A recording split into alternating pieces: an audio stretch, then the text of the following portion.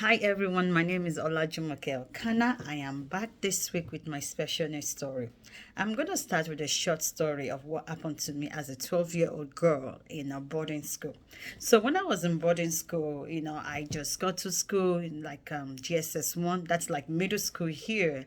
And I've not seen my parents in so many weeks.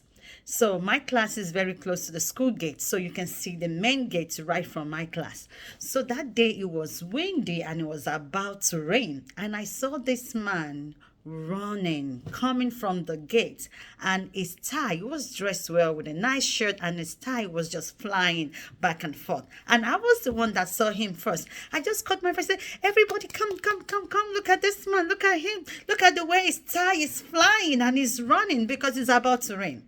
And everybody started laughing. "Ah." As the man was running towards the school, towards the class, he kept coming. And I was like, oh my God, that's my dad. That's my dad. That's my dad. He kept coming. He kept coming. I'm like, oh, that's my dad. That's my dad. And I ran out of the class. I ran towards him. I jumped on him and I started crying like, Daddy, I miss you. I miss you, because I've not seen him in so many weeks, because it was my first time leaving the house. It was so funny. I was laughing at my dad and I didn't know. But why did I say the story? Just because sometimes as people, as parents, as friends, we jump into conclusion without knowing the full story. I was just laughing at somebody who was just running. He does not want to get wet to see his daughter, his first daughter. And I was the one just laughing at him. But when I came to him and I saw that was my dad, I hugged him and I cried because I just wanted the love of my dad. So, the basic of the story is that don't ever jump into conclusion about any special need parent without knowing the full story.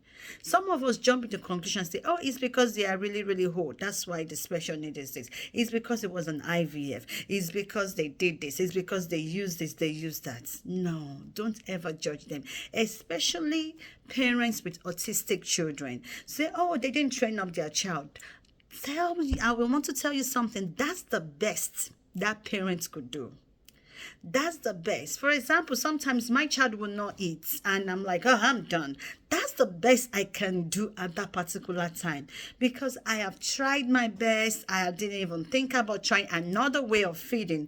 I felt I'm just done.